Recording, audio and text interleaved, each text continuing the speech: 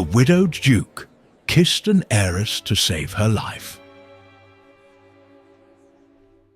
What happened next shocked Victorian London society. London had a particular way of watching.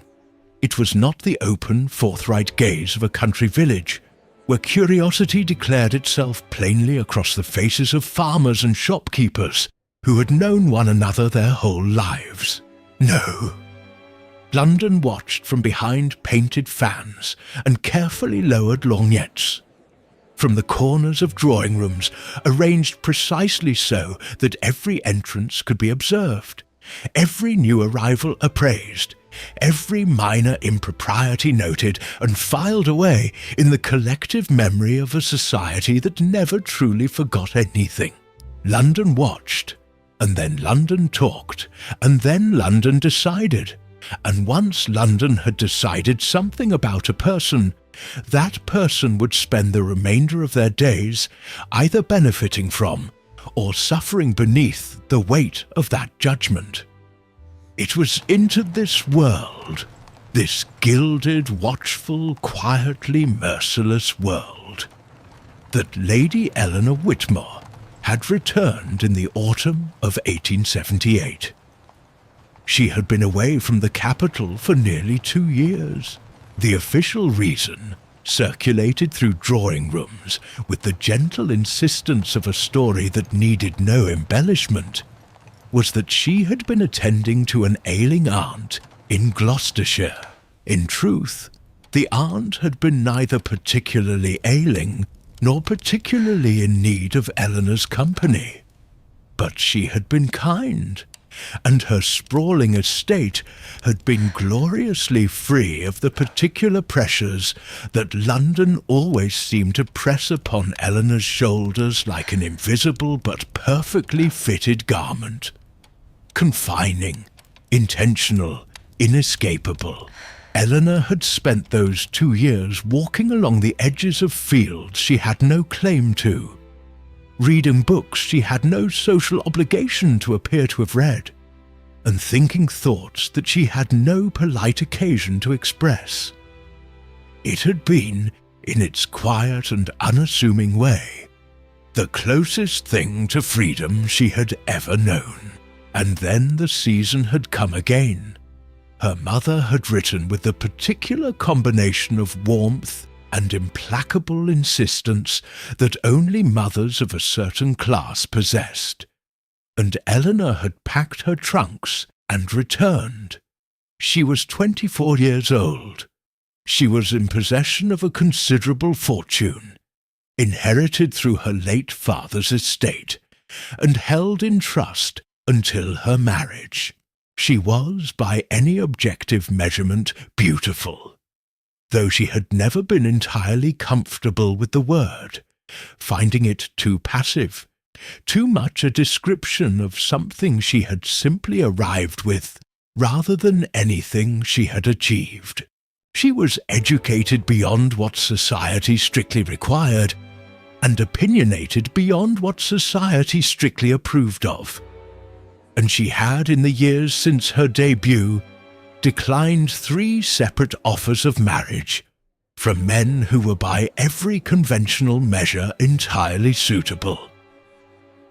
Her mother spoke of this last fact with the carefully modulated despair of a woman who had not yet surrendered hope, but had begun to revise her expectations. Eleanor spoke of it hardly at all. She had returned to London, and London had immediately begun the process of deciding what to make of her. This decision was already complicated by her fortune, which was large enough to command respect even from those who found her manner too direct and her opinions too freely offered. It was further complicated by her beauty, which could not be dismissed, and by the persistent rumours, never confirmed, never entirely denied, that her 2 years in Gloucestershire had involved some kind of romantic attachment that had come to nothing. Society loved the suggestion of a broken heart. It gave a woman a certain quality of sadness that was considered in the right circles to be deeply becoming. Eleanor was not, in fact, heartbroken. She was simply very tired of being watched. It was this fatigue, more than anything else, that made the evening of Lord Pemberton's autumn soirée feel, from the moment she arrived, like a test she had not studied for. The Pemberton townhouse on Belgrave Square had been designed, or at least it seemed so, with the specific purpose of making its occupants feel observed. The ceilings were high and their chandeliers numerous, flooding every room with a light that was simultaneously flattering and unforgiving. The main drawing room, into which the guests of any notable soirée were eventually funneled, was arranged in a great oval, its walls lined with chairs that faced inward so that anyone who entered the centre of the room was immediately surrounded on all sides by seated observers. Eleanor had attended enough of these gatherings to know how to move through them. There was an art to it, a particular way of entering a room that acknowledged you were being watched without appearing to acknowledge it, a way of greeting acquaintances that communicated warmth without inviting prolonged conversation, a way of positioning yourself near a window or a doorway so that you had always, if necessary, the suggestion of a destination.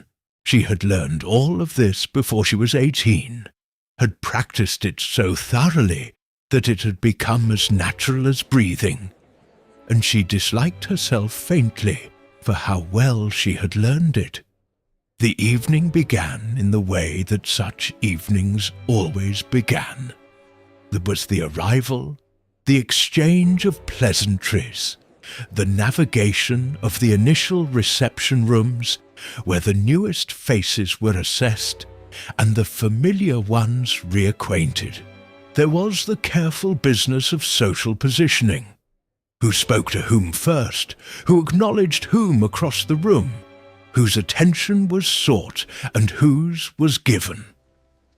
Eleanor moved through all of this with the practiced ease of long experience, accepting compliments on her gown, inquiring after the health of people she barely knew, deflecting with the lightest possible touch 2 separate observations from 2 separate matrons on the subject of her continued eligibility.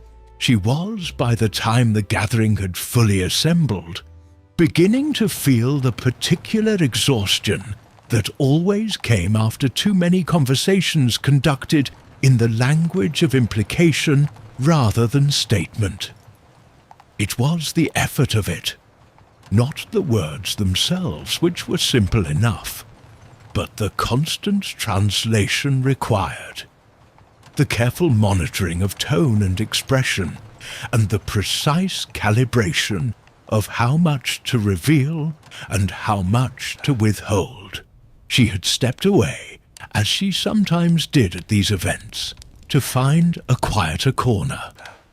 Not a retreat, nothing so obvious, but a brief repositioning near one of the room's tall windows, where the curtain provided a partial shelter from the central brightness of the chandelier light, and where the ambient noise of the gathering softened just enough to permit something approaching genuine thought.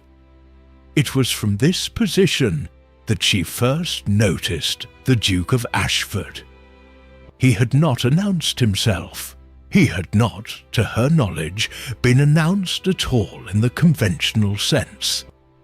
There had been no particular stir at his entrance, no ripple of heightened attention moving through the room, and yet she became aware of him with the sudden clarity of someone who has been unconsciously seeking something and found it unexpectedly. A tall figure near the far end of the room, standing rather than sitting, holding a glass he was not drinking from, surveying the gathering with an expression that was difficult to read from a distance, but that struck Eleanor, even then, as containing a quality very similar to what she herself was feeling. He was not a stranger to her exactly. The Duke of Ashford, William Cavendish, the fifth holder of that title, was known to her in the way that most prominent members of London society were known to one another, by reputation, by name, by the compressed biography that social circles transmitted as a matter of course. She knew that he had inherited the dukedom young, following his father's death when William was barely 22.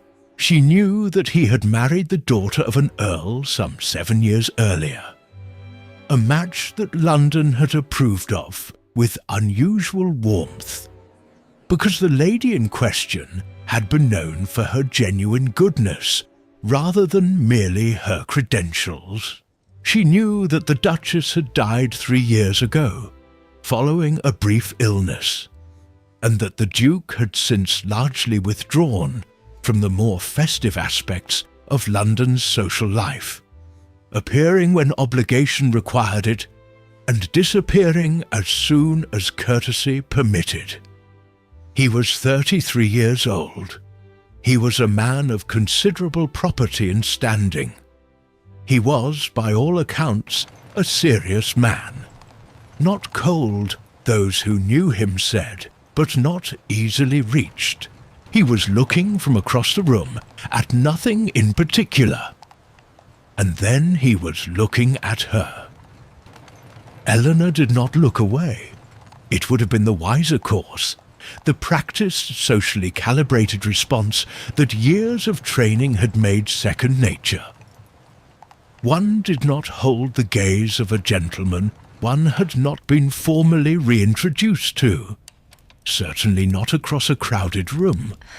Certainly not with the kind of directness that Eleanor had always found impossible to entirely suppress.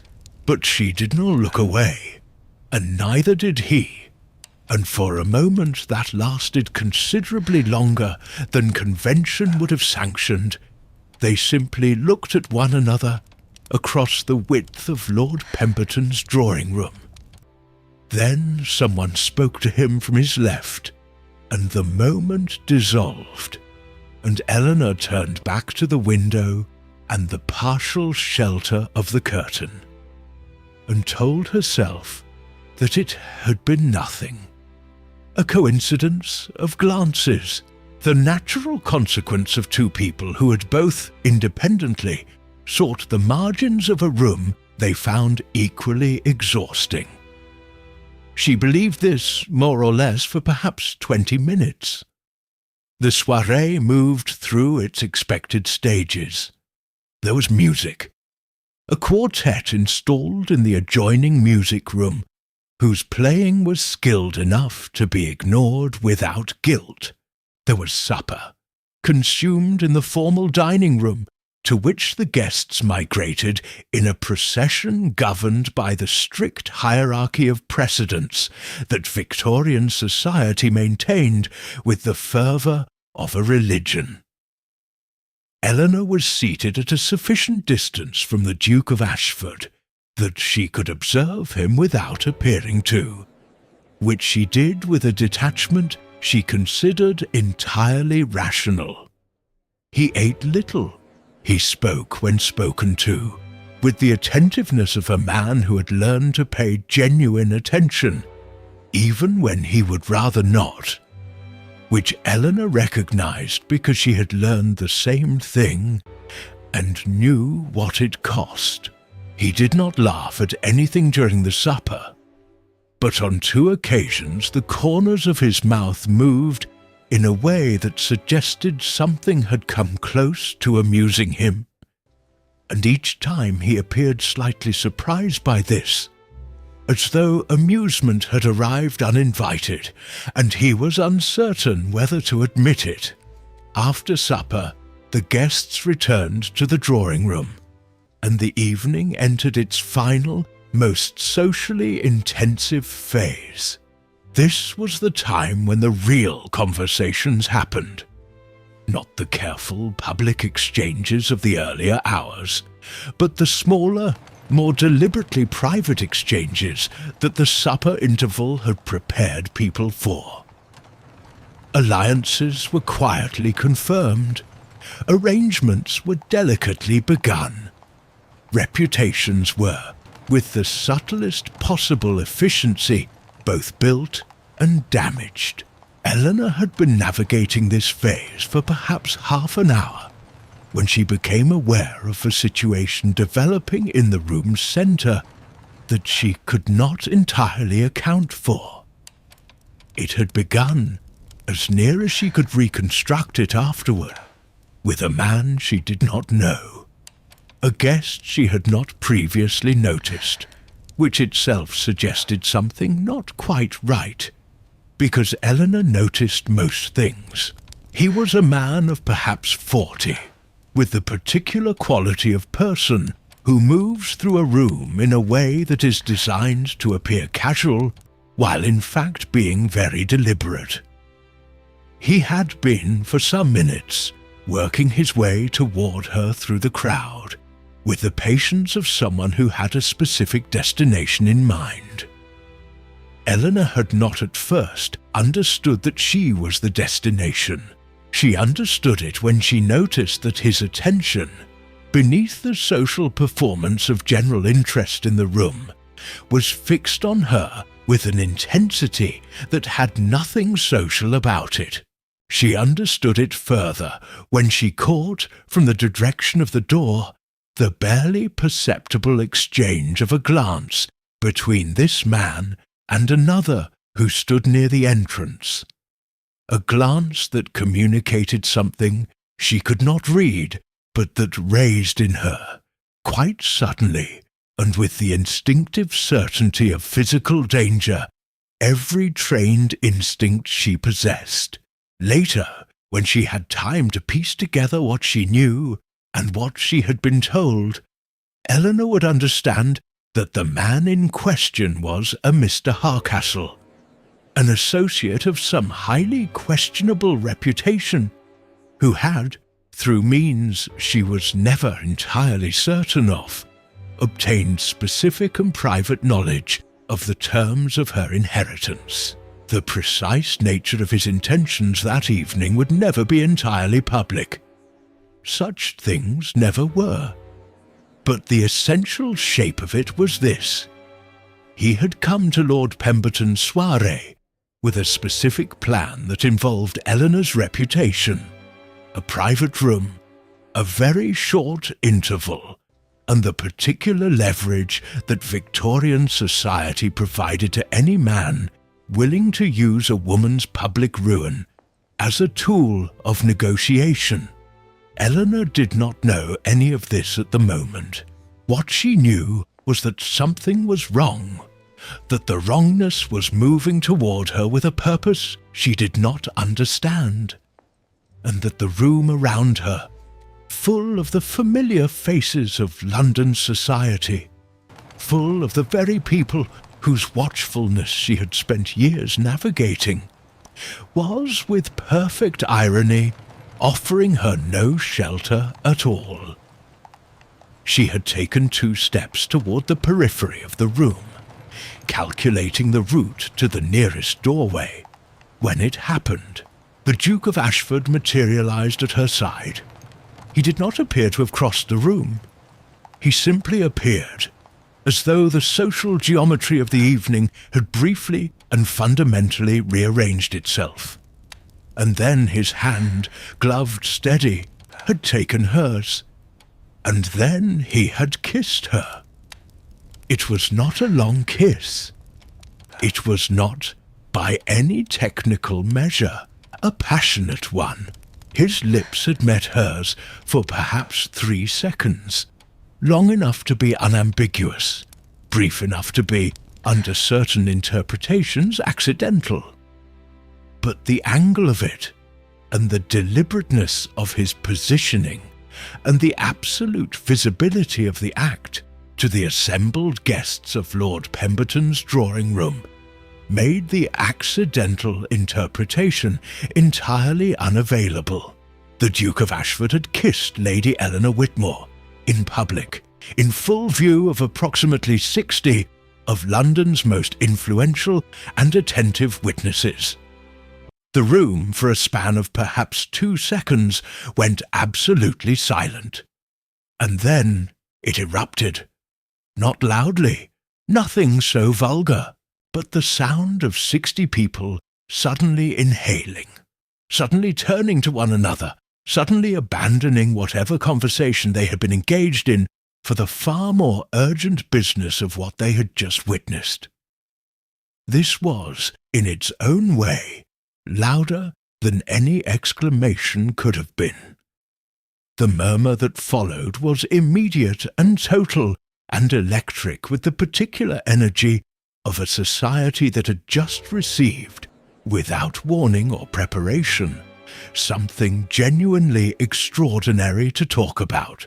Eleanor had, in that instant, 2 simultaneous and entirely contradictory experiences.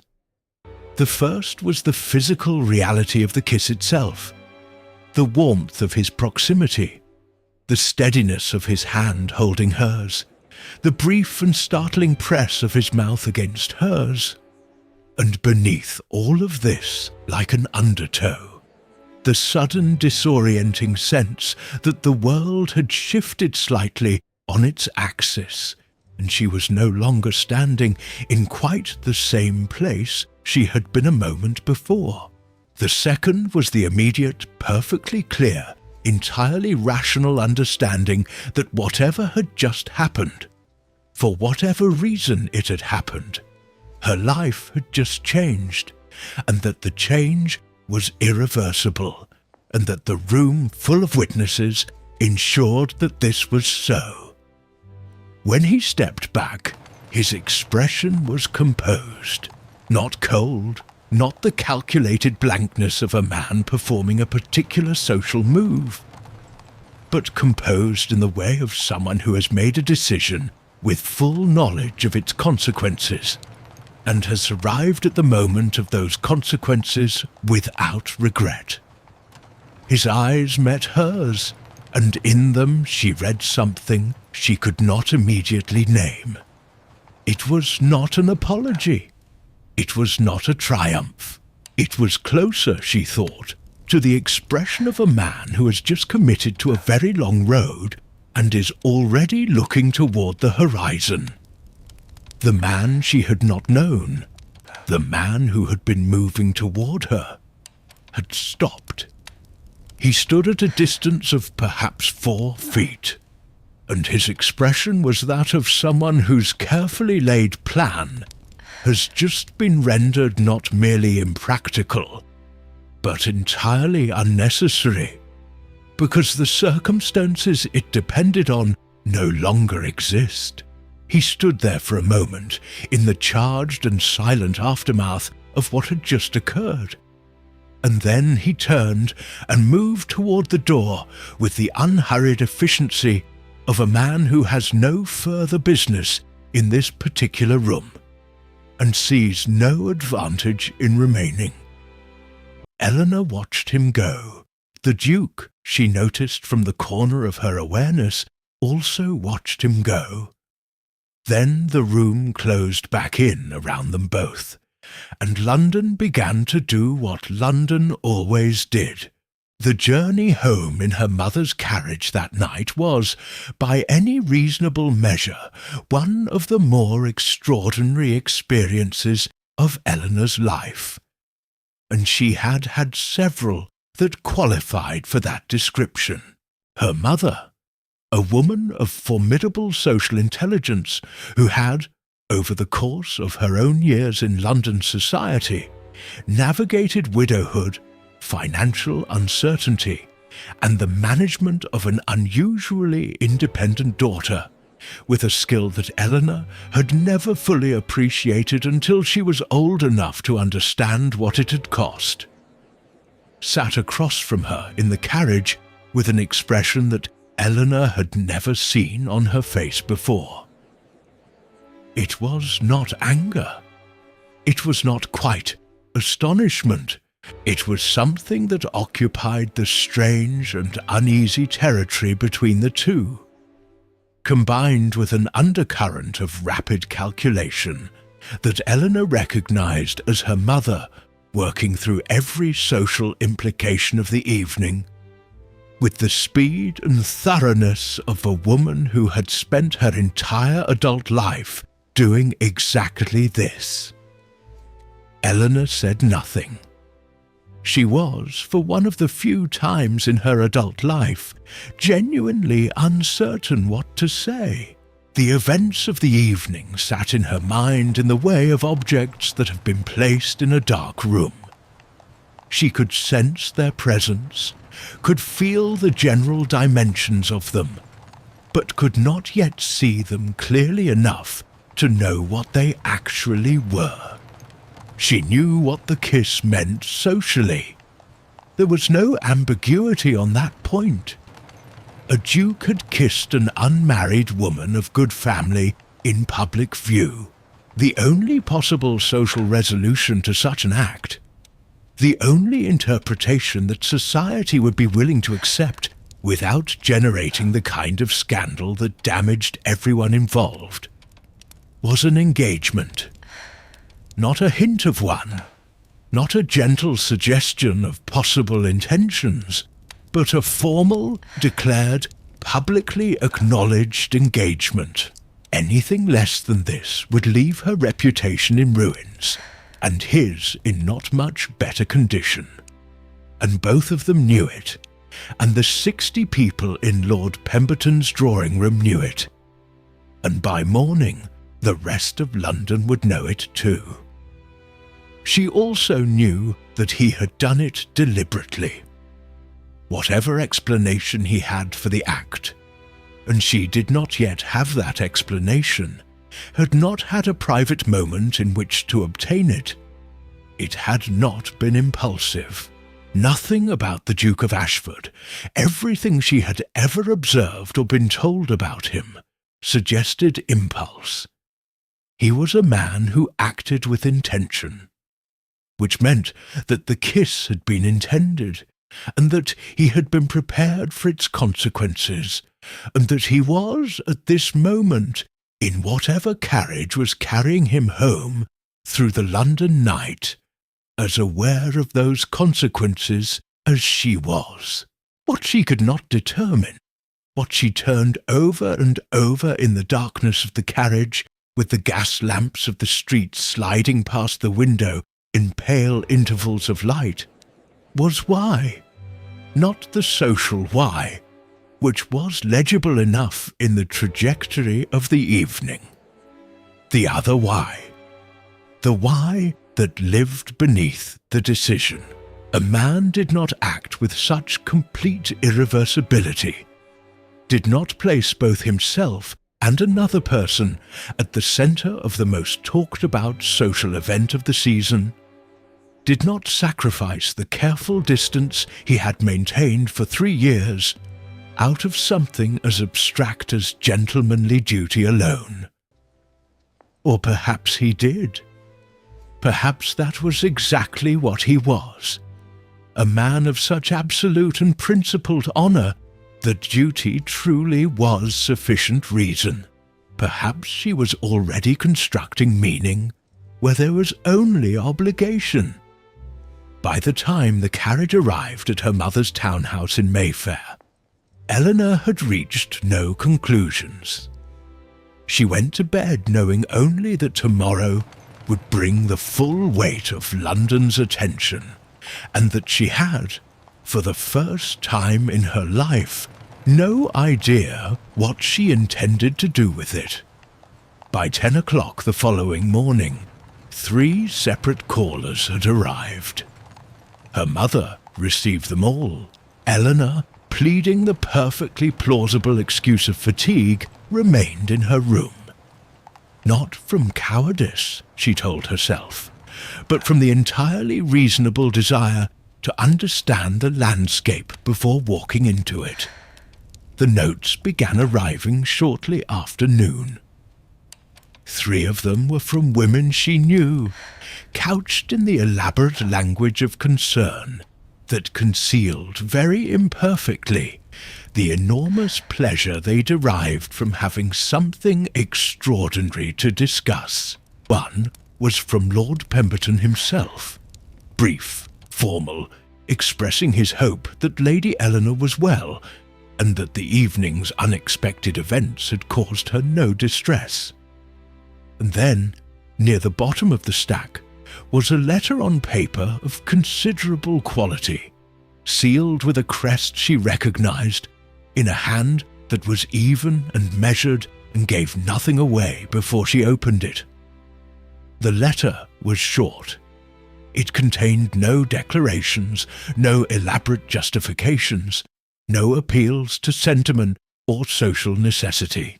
It expressed the Duke of Ashford's wish to call upon her at a time convenient to her household, if she would permit it. It expressed in a single sentence of such careful construction that she read it 3 times before she trusted her understanding of it, his awareness of the position in which the events of the previous evening had placed her, and his unwillingness to allow that position to be one of disadvantage to her in any regard. And then it expressed in the letter's final line, which was the only line that contained anything she had not anticipated, something so direct that it stood out from the rest of the text like a flame in a dim room, that he had known what was being planned for her that evening, and that he was sorry, not for what he had done, but for the circumstances that had made it necessary. Eleanor read this last line 4 times. Then she went downstairs, told her mother that the Duke of Ashford would be calling, and that she would see him, and returned to her room to think. He arrived the following afternoon, which was, in itself, a small signal. A man acting out of pure social obligation would have come sooner.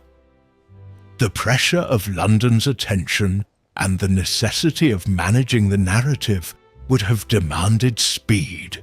A man acting out of calculation would have waited longer, using the interval to assess the situation more fully, and allow the social expectations to crystallize into something he could more precisely respond to.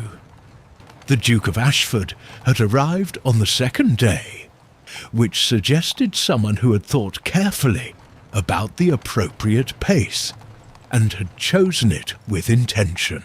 Eleanor received him in the formal sitting room, with her mother present, as propriety absolutely required, given everything, but seated at a distance sufficient to permit conversation of a genuinely private nature, as her mother's long experience of navigating exactly these social interests had taught her to arrange without being asked. He was, in the daylight and the quieter atmosphere of a private meeting, different from the figure she had observed across Lord Pemberton's drawing-room, not in any fundamental way. He was still the same man, still contained that quality of composure that she had noticed immediately. But the scale of him was different. He was not performing for a room. He was simply present in the particular way of someone who exists without apology, without the social mannerisms that most people employed as a kind of protective colouring. His eyes, she noticed with the detachment of someone conducting an inventory, were grey, not the pale silvery grey that sounded poetic in descriptions, but was often merely absent. These were a deeper grey, the colour of water before rain, and they contained an attentiveness that she found both slightly unsettling and entirely honest. He sat across from her and looked at her, and said nothing for a moment that was, by social convention, too long for comfort. Eleanor, who had spent years watching people use silence as a tool of social maneuvering, recognized immediately that this was not that. This was simply a man who was deciding where to begin and had not yet decided. She waited. He began with the truth, which was, she would reflect later, the only thing that had ever had a chance of working with her, and which suggested either that he understood her or that he was the kind of man who defaulted to honesty, regardless of whether it was strategically optimal, and she was not certain which of these was more interesting. He told her, in measured and precise language, what he knew about the man she had not recognized. He had been aware of Hardcastle for some months, not through any formal channel, but through the kind of quiet social intelligence that a man of his position accumulated without particularly seeking it. He had known the name, had known something of the methods, had been told by a source he trusted absolutely that Hardcastle had identified Eleanor specifically and was likely to act at one of the season's opening events. He had attended Lord Pemberton's soirée, which he would not ordinarily have done, for the specific purpose of being present if his information proved accurate. He had not, he made clear, planned the kiss. He had planned to intervene. The specific form that the intervention had taken had been, in the moment, the only form that he could see that would accomplish what needed to be accomplished quickly and completely, and without allowing Hardcastle any leverage over the situation afterward. A public act of the most unambiguous social intimacy. Something that declared, instantly and without any possible contradiction, a relationship between them that made Hardcastle's entire scheme structurally impossible, was the one thing that would end the threat before it began. He had understood in making this decision exactly what it would cost, both of them. And then he said the thing that Eleanor had been, without fully realizing it, waiting for. He told her that he had no intention of using the circumstances he had created to impose anything upon her. That the decision about what came next was hers. That he would not ask her, and would not allow anyone to pressure her, to accept anything she did not choose freely. That if she wished to decline any formal arrangement, he would find a way. It would be difficult, socially, but he would find a way to allow her to do so without the full weight of the scandal falling on her. He told her this in a tone that was neither heroic nor self-congratulatory. He told her this in the tone of a man who was describing the available facts of a situation and offering her the information she needed to make a decision. And Eleanor, who had spent the last 24 hours steeling herself against exactly the kind of social pressure that would make this choice feel like no choice at all, felt something shift in her chest that she could not immediately categorize. She did not give him an answer that afternoon. She thanked him, in the most composed language she could manage, for his honesty and for his explanation. She told him she needed time to consider the situation. He accepted this with a nod that contained not the slightest suggestion of impatience, and took his leave with the same quiet efficiency with which he seemed to conduct every aspect of his life. After he had gone, Eleanor sat in the formal sitting room for a long time. the afternoon light moving slowly across the carpet, and tried to identify precisely what it was that she was feeling. She arrived eventually at the uncomfortable recognition that it was not nothing. The weeks that followed were among the strangest of Eleanor's experience of London society, which had never been, in the best of times, particularly simple. The social pressure for a formal announcement was immense, immediate, and entirely predictable. It arrived from every direction, through her mother, who managed it with her customary combination of affection and practicality, through mutual acquaintances who contrived occasions for conversation that were, essentially, extended negotiations, through the simple, relentless logic of a society that had witnessed something and required it to be resolved into a narrative it could manage. Eleanor went through the motions of these weeks with a surface composure that she knew, and suspected the Duke of Ashford also knew, was exactly that, a surface. Beneath it, she was engaged in an argument with herself that she could not seem to conclude. She had built, over the years of her social existence, a very specific and carefully maintained idea of what she would not do. She would not marry for convention. She would not marry to satisfy the expectations of a society that had always seemed to her to regard women primarily as social and financial instruments. She would not marry a man she did not know, could not know in the real sense, through the filtered and performed encounters of drawing rooms and dinner parties, and present this not knowing as the foundation of a life. These convictions were real. They were not, she was honest with herself about this, merely the romantic preferences of a woman waiting for the right feeling. They were the product of years of observation, of watching marriages that were made on exactly the conventional terms that society approved of, and seeing what became of them. She had watched women she knew and cared for disappear, gradually and almost imperceptibly, into the requirements of lives they had been given rather than chosen.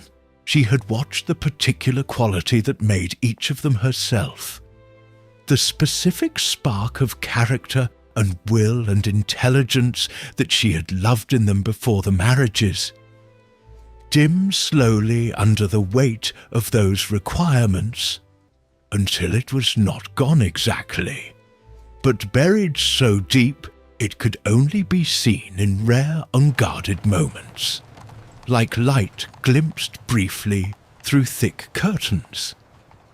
She had decided, sometime around her 20th year, that this was not what she would do, and she had held to this decision across 3 declined proposals and 2 London seasons, and the pointed concern of her mother, and the barely concealed bewilderment of most of the people she knew. What she had not planned for, what no amount of principled resolution had quite prepared her for, was the possibility of encountering a man who did not, in any of the ways she had been guarding against, behave like the men she had been guarding against. She saw the Duke of Ashford at several social occasions during those weeks. They did not, given the circumstances, have any choice about this. London was watching, and both of them understood that a visible and complete withdrawal from one another's company would generate its own kind of commentary. They attended the same dinners, the same receptions, the same musical evenings, and they spoke to each other with the careful propriety of 2 people who are being observed and know it. and Eleanor watched him as closely as she dared, and learned things that she had not expected to learn. She learned that he was precise, not in the cold, distancing way of a man using precision as armour, but in the way of someone who had thought carefully about most things, and had arrived at positions he could defend, but was also genuinely willing to revise. She learned that he listened, not the performed listening of social exchange, but the actual kind. The kind where a person's attention does not wander, and their responses reflect what has actually been said, rather than what they expected to hear. She learned that he had a specific and rather unusual quality of stillness about him.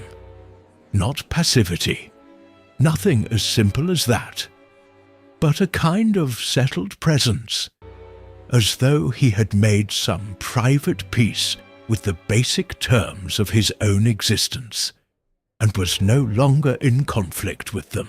She learned through the particular observation of someone who has spent years watching people perform emotions they do not have, that when he smiled, which was rare and never at nothing, and always contained a quality of genuine surprise, as though it had arrived before he fully endorsed it. It changed his face in a way that was nothing like performance. It was, she thought, one of the most honest things she had ever watched happen to another person's face. She had not planned to find him interesting. She had expected, she realized now, specifically hoped, that the intimacy of closer acquaintance would reveal something that resolved the question easily. A quality of character she could not respect, perhaps, or a fundamental incompatibility of temperament. Instead, the closer she looked, the more complicated the picture became. And then, at a reception at the home of a mutual acquaintance in the 4th week, something happened that stripped away the last of the layers between observation and acknowledgement. They had been standing near the garden door. The gathering had overflowed its indoor spaces in the brief warmth of an October evening, and the garden, lit with lanterns, had filled with small groups of guests taking advantage of the unusual mildness. Eleanor had been speaking with a woman she genuinely liked, and had been aware of the Duke in her peripheral vision, and had been managing this awareness with the practiced neutrality that 4 weeks of practice had refined, when the woman she was speaking with had said something. A light throwaway remark about the pleasant surprise of unexpected things. And Eleanor had turned to respond, and found the Duke watching her with an expression she had not seen on his face before. It was gone in an instant. The composure returned before she could fully read it.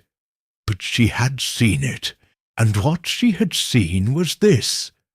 A man who was not managing his expression had for one moment forgotten to manage his expression, and at that unguarded instant had revealed something that was not social calculation, was not obligation, was not the careful restraint of a gentleman fulfilling a duty he had created for himself.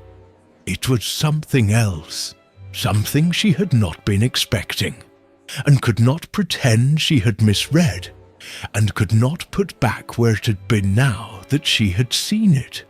She went home that night and stood at her bedroom window for a long time, looking out at the dark garden and the distant gas lamps of the street, and admitted to herself, with the particular quality of reluctance that accompanies the abandonment of a carefully held position, that she was not any longer arguing about whether to refuse him.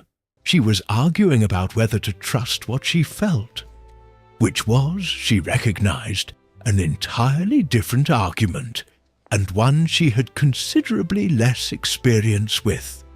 She wrote to him, not through the formal channels, not through her mother, not through the carefully mediated social procedures that the situation would have sanctioned, but directly in her own hand, on plain paper without the formal letterhead she generally used for correspondence. She wrote that she would like to speak with him privately and without the specific observation of 30 other guests, and she proposed the following afternoon, at a time when she knew her mother would be occupied with her own social obligations and the household would be quiet. He replied the same day. He would come. He arrived punctually. She received him with the bare minimum of propriety, satisfied by the presence of a housemaid at a sufficient distance to constitute a chaperone, in the smaller sitting room rather than the formal one. The room where the light was better and the furniture less designed to impose a specific social dynamic. She told him, without the social scaffolding of preliminary conversation, that she had been thinking. He said that he had been thinking too. She told him what she had been thinking. Not all of it, not the private and specific catalogue of observations she had been making over 4 weeks, but the essential shape of it, that she had spent a long time being afraid that marriage meant the end of herself, and that she was not certain she was still afraid of that in the same way, and that she did not know what to do with the absence of a fear she had been depending on. There was silence. The afternoon light came through the windows at a particular angle, striking the edge of the small table between them and casting a long, thin shadow across the carpet. Somewhere outside, the sound of a cart moving along the street, the distant ring of a bell. He looked at her, and she could see him thinking. The actual process of it, not hidden behind composure but present, visible in the slight shift of his expression as he arrived at something. He told her that he had been married, and that his marriage had been good, and that the goodness of it had been specifically rooted in the fact that his wife had never been required to become someone other than herself. He told her that this was not a small thing, and that he knew it was not a small thing, because he had watched other marriages in which it was not true, and had understood from those observations the exact cost of such arrangements. He told her that he was not asking her to solve the problem of the circumstances that had brought them to this sitting room. He was asking her. He had been asking her in every conversation over the past 4 weeks, in the only way he had felt was honest, whether she would like to discover, with full knowledge of the difficulty and the attention and the expectation, whether they might make something genuine of the situation they were in. He was not asking her to love him. He was asking her to try. Eleanor looked at him for a long moment. The afternoon light continued its unhurried movement across the carpet. The bell outside rang again, further away now. She told him she thought that was something she could do. They were engaged formally the following week, announced in the Times in the brief and dignified language that such announcements required. And London, having spent a month in a state of sustained anticipation, responded with the complex mixture of relief, satisfaction, and renewed interest that it reserved for narratives that resolved themselves at last into acceptable shapes. The drawing rooms and ballrooms had already generated 100 variations on what had happened at Lord Pemberton's soirée, many of them more romantic and considerably less accurate than the truth. And the engagement gave these narratives a conclusion that society could approve of, while simultaneously regretting the loss of the open question. There were, of course, those who said that the engagement had been inevitable from the moment of the kiss, that the Duke had known exactly what he was doing, and had designed the entire situation with the specific outcome in mind. This version was neat and symmetrical, and gave the Duke a quality of dashing calculation that made for excellent conversation. Eleanor, who knew what had actually happened, found this version both entirely understandable and entirely wrong. But she had learned long ago that London's version of events and the true version occupied separate and only occasionally overlapping territories, and she had ceased to be disturbed by this. There were also those, fewer and more quietly spoken, who said that the match was not quite what it appeared, that the obligation implicit in the circumstances left something essentially unresolved, that no genuine choice had truly been possible for either of them.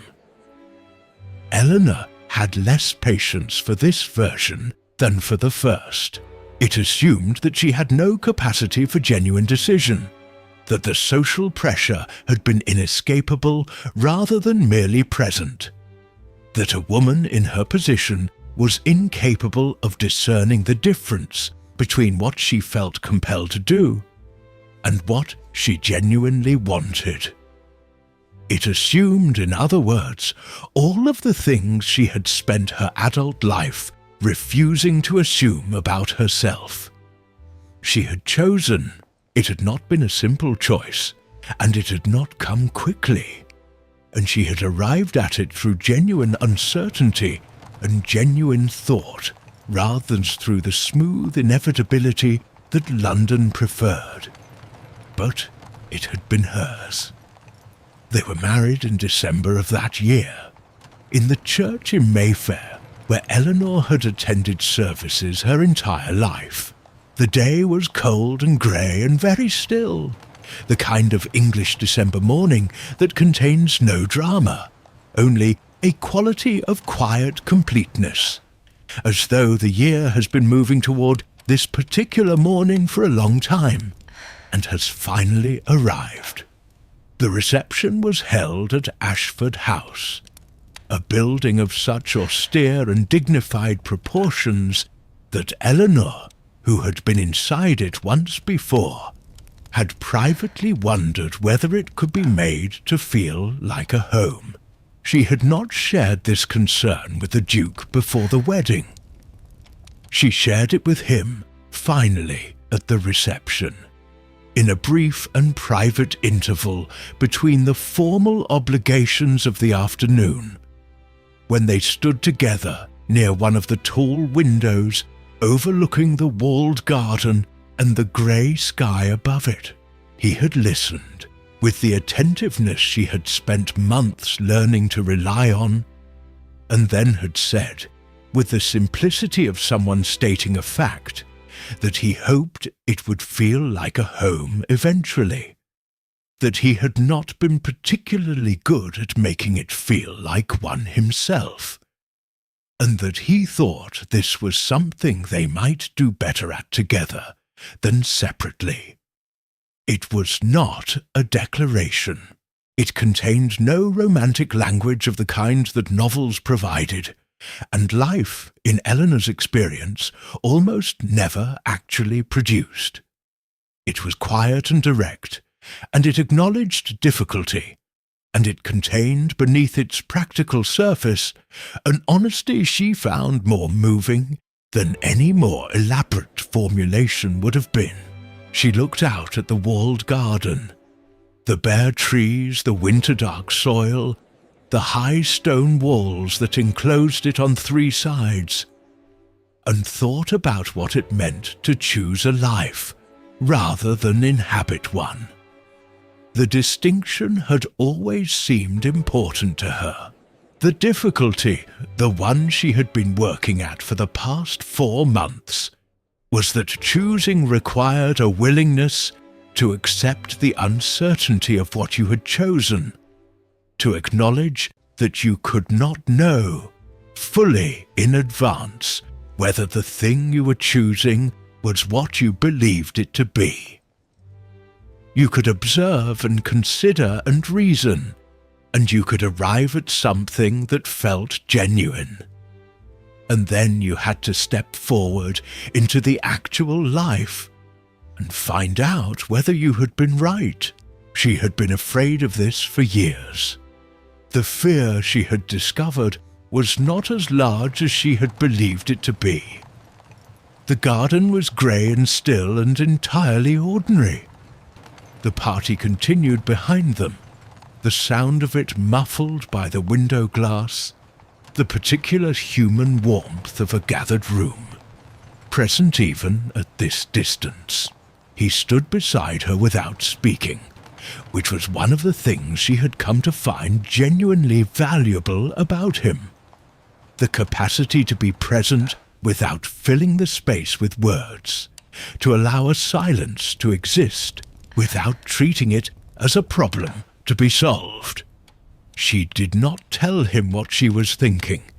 She did not have language for it yet that satisfied her, but she turned from the window and looked at him, at the grey eyes and the composed face and the quality of stillness that she had been observing since a crowded room in October, and felt, very clearly and without anxiety, the sensation of beginning. London moved on, as London always did, to other conversations and other dramas, and other lives being publicly adjudicated in drawing rooms and ballrooms across Mayfair and Belgravia and the quieter reaches of Kensington. The story of the widowed Duke and the Heiress, the kiss at Lord Pemberton's soirée, the month of social tension, the December wedding at the Mayfair church, became one of those stories that persisted in London's collective memory, not because it was the most dramatic or the most scandalous, but because it had a quality of genuine feeling beneath its social surface that people, even in a world that discouraged the direct acknowledgement of genuine feeling, could somehow sense and were reluctant to entirely let go of. Those who knew them best, the small circle of people who were admitted to the actual texture of their life rather than its social performance, saw something that the drawing-room version of the story did not contain. They saw 2 people who remained unmistakably themselves. Eleanor had not dimmed the specific quality of her, the directness, the intelligence, the refusal to occupy less space than she actually required, had not been reduced by the marriage, but had, if anything, found in it a context in which it could exist more freely than it had before. The Duke had not retreated back into the careful distance he had maintained before that October evening. He had remained present, and the presence had a quality to it, a warmth, restrained but unmistakable, that those who had known him before the marriage had not seen there previously. They were not, either of them, the easiest people. The life they made together was not uncomplicated, because they were not uncomplicated people, and because the world they inhabited had not suddenly stopped being the world it had always been. with all its expectations and its watchfulness, and its ancient preference for surfaces over depths. There were difficulties. There were the particular difficulties of two people who had each, for their own reasons, developed the habit of independence, and were now learning to hold that independence alongside something else entirely. There were the ordinary and specific challenges of merging two households, two sets of habits, two histories that had been shaped by losses that did not disappear simply because new chapters had begun. But there were also other things. The mornings in the library at Ashford House, when they read in the same room, in the particular companionable silence of two people who have discovered that someone else's quiet presence is unexpectedly not intrusive, but sustaining. The evenings when they attended the social obligations of their world and returned home afterward and allowed the performance to fall away. The way costumes are removed at the end of a long day, and were simply themselves in the privacy of their own rooms. The conversations that ranged freely about ideas, about the books they had read and the things they had observed, and the things they disagreed about, which were more numerous than either of them had quite anticipated, and considerably more interesting than agreement would have been. And there was the evening in early spring, the first spring of their marriage, the garden at Ashford House just beginning to move out of its winter stillness into the tentative green of the season, when Eleanor stood at the window of the upstairs sitting room, looking out at the garden, and felt, without warning and without ceremony, the thing she had been both hoping for and defending herself against for the better part of a year. It arrived not as a dramatic revelation, but as a recognition, the kind of feeling that does not announce itself with trumpets, but simply reveals itself as something that has been present for some time, waiting for the moment when you were quiet enough to notice it. It was warmth, it was certainty, it was the entirely ordinary and entirely extraordinary sensation of understanding that the choice she had made, the uncertain, imperfect, chosen choice, had been, in ways she could not have predicted from the vantage of a crowded drawing room in October, exactly right. She did not tell him that evening. She held it for a few days, the way one sometimes holds a new understanding while it settles into its proper dimensions. And then, on a morning in the second week of April, she told him, not in those words, not directly. She had never, in all the months of their acquaintance and courtship and marriage, been direct about this particular thing, and neither had he. They had both spoken in the language of practical honesty, of careful truth, of everything that love could be expressed as without being named. But she told him, and he heard her, and the expression on his face was the one she had watched appear once in a crowded garden in October. The unguarded expression, the one that arrived before he could endorse it, the one that was more honest than anything he had ever deliberately offered. He took her hand. That was all. The gesture was quiet and complete, and said everything. Outside the windows of Ashford House, the garden had come fully into spring. The trees held their early leaves against the pale blue of an April morning. A carriage passed along the street beyond the garden wall, its sound briefly present, and then gone. The world continued its ordinary and relentless movement through time, indifferent and ceaseless, as it always had. Inside, in the sitting room with the good light, two people held the stillness of a moment that needed nothing added to it. No commentary, no audience, no explanation. London, of course, did not know about this moment. London never knew about moments like this one. It was not the kind of thing that made its way into the drawing-room conversations, or the carefully worded social correspondence, or the collective memory of a society that had spent a year watching and speculating and deciding what to make of two people who had, ultimately, made something of each other that had nothing to do with what London had expected. That was, Eleanor thought, exactly as it should be. Some things, the real things, the things that endure beyond the season and the scandal and the social performance, belong only to the people in them.